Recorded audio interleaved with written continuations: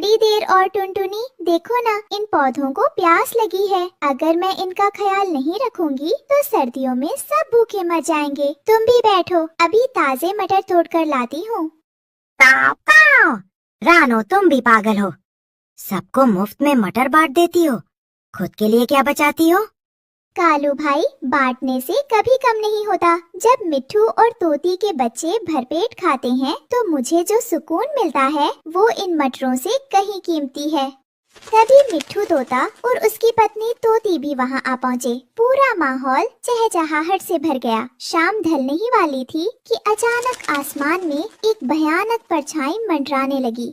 वो एक खूंखार चील थी जो एक जख्मी जादुई लोमड़ी का पीछा कर रही थी। लोमड़ी के शरीर से सुनहरी रोशनी निकल रही थी, लेकिन वो बहुत कमजोर पड़ चुकी थी।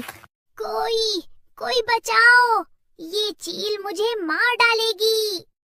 आज तेरी जादुई शक्तियाँ मेरे काम आएंगी। भागकर कहाँ जाएगी? लोमड़ी बदहवास होकर रानो के मटर के घने खेत में घुस गई और पत्तों के पीछे छिप गई। चील ऊपर मंडराने लगी। मिट्ठू, कालू, जल्दी देखो, वो जालिम चील उस बेचारी लोमड़ी को मार देगी। हमें कुछ करना होगा। लेकिन रानो, वो चील हमें एक झपट्टे में खा जाएगी। नहीं, अगर हम सब एक साथ हमला करें और उसका ध्यान भटकाएं तो वो डर जाएगी। कालू भाई, तुम अपने पूरे झुंड को बुलाओ, मैं और टुनटुनी कंकर गिराएंगे। शुरू हुआ एक बड़ा मुकाबला। कालू कव्वे ने शोर मचाकर पूरे जंगल के कव्वों को इकट्ठा कर लिया। सैकड़ों पक्षियों ने मिलकर चील पर हमला कर दिया। चील घबरा गई और वहां से भाग खड़ी हुई। चील के जाने के बाद रानो दौड़कर लोमड़ी के पास गई। लोमड़ी के पैर से खून बह रहा था। डरो मत बहन, तुम सुरक्षित हो। तोती, जरा वो करवे नीम के पत्ते लाना। टुनटुनी, पानी लाओ। अगले 10 दिनों तक रानो ने अपनी जान लड़ा दी। वो दिन भर लोमड़ी के घाव धोती, उसे अपने सबसे नरम बिस्तर पर सुलाती और खुद जमीन पर सोती। रानो, तुम खुद इतनी छोटी हो, पर तुम्हारी ममता आसमान जैसी बड़ी है। मैंने सुना था कि पक्षी स्वार्थी होते हैं, पर तुमने मेरी धारणा बदल दी। मदद करने के लिए बड़ा होना जरूरी नहीं है लोमड़ी बहन, बस मन में दया होनी चाहिए। जब लोमड़ी पूरी तरह स्वस्थ हो गई तो उसने अपनी पूंछ हिलाई और हवा में एक चमकता हुआ मटर का गोला प्रकट हुआ। रानो, ये मेरी जादुई शक्तियों का अंश है। ये महामटर है। जब कभी जीवन और मृत्यु का संकट आए और तुम्हें लगे कि अब सब खत्म होने वाला है, तब इसे मिट्टी में दबा देना। याद रखना, ये सिर्फ तुम्हारी और तुम्हारे नेक दोस्तों की पुकार सुनेगा। 1 महीना बीत गया। अचानक एक रात जंगल की हवाएं बदल गई। काले डरावने बादलों ने पूरे सूरज को निगल लिया। ऐसी बारिश शुरू हुई कि लगा मानो प्रलय आ गई हो। रानो, सब खत्म हो गया। मेरा घर गिर गया। तोती और बच्चे पेड़ के खोखले में फंसे हैं और पानी ऊपर चढ़ रहा है। चीची, रानो, तुम्हारा पूरा खेत बह गया। फसल की एक पत्ती भी नहीं बची। हम अब कहाँ रहेंगे? हम सब डूब जाएंगे। चारों तरफ चीख पुकार मची थी। बूढ़े पक्षी और छोटे बच्चे पानी के तेज बहाव में बहने लगे थे। रानो का मन भर आया। उसके पास खाने का एक दाना नहीं बचा था और उसका अपना घोंसला भी टूट चुका था। सब हौसला रखो। कालू, सबको यहाँ बुलाओ, इस ऊंचे टीले पर। सब पक्षी टीले पर इकट्ठा हुए। सबकी आंखों में मौत का खौफ था। तभी रानो को जादुई लोमड़ी का वो गोला याद आया।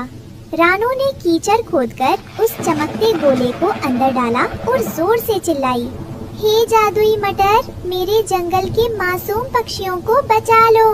अचानक जमीन कांपने लगी। बारिश की बूंदें हवा में ठहर गई। मिट्टी से एक विशाल हरा तना निकला। वो इतनी तेजी से बढ़ा कि देखते ही देखते एक विशाल महल का रूप ले लिया। ये महल हजारों विशाल मटर की फलियों से बना था। देखो, वो द्वार खुल रहा है। रानो चिड़िया, डरो मत, तुम्हारी करुणा ने मुझे जन्म दिया है। जब तक तुम्हारे दिल में दूसरों के लिए प्रेम है, मेरी दीवारें किसी भी वज्रपात को झेल लेंगी। अपने सभी मित्रों को मेरे आंचल में बुला लो। यहाँ काल भी तुम्हारा कुछ नहीं बिगाड़ सकता। हे दिव्य महल, क्या तुम हमारी बातें सुन सकते हो?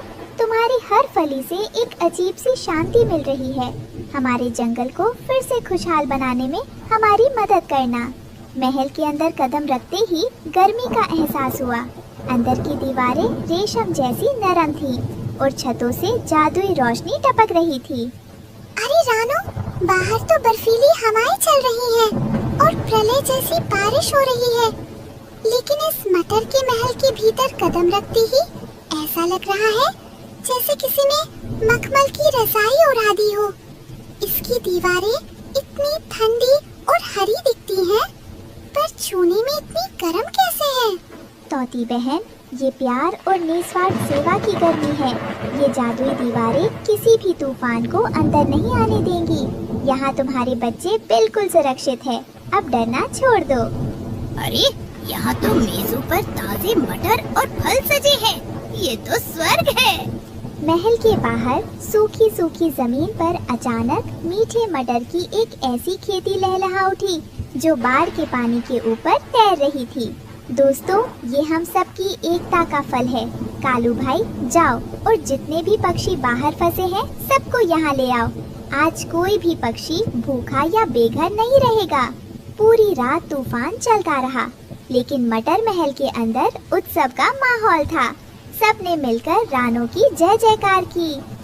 रानो, मैं हमेशा कहता था कि दूसरों की मदद करना बेवकूफी है।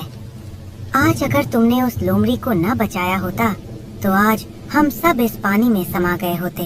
कालू भाई, अच्छा काम कभी बेकार नहीं जाता। आज से ये महल हम सब का है। रानो, तुमने हमेशा दूसरों की मदद की, इसीलिए आज कुदरत ने तुम्हारी मदद की है। अकेले का सुख सुख नहीं होता टूनटूनी, जो साथ मिलकर बांटा जाए वही असली खुशी है। जब सुबह हुई और बारिश रुकी तो पूरा जंगल नष्ट हो चुका था, लेकिन रानो का वो जादुई खेत और महल अब भी वहाँ था। रानो ने वो जादुई बीज सबको बांट दिए ताकि हर कोई अपना खुद का सुरक्षित और जादुई घर बना सके। उस दिन के बाद उस जंगल का नाम मटर वन पड़ गया, जहाँ प्यार और सहयोग की सबसे बड़ी फसल उगती थी।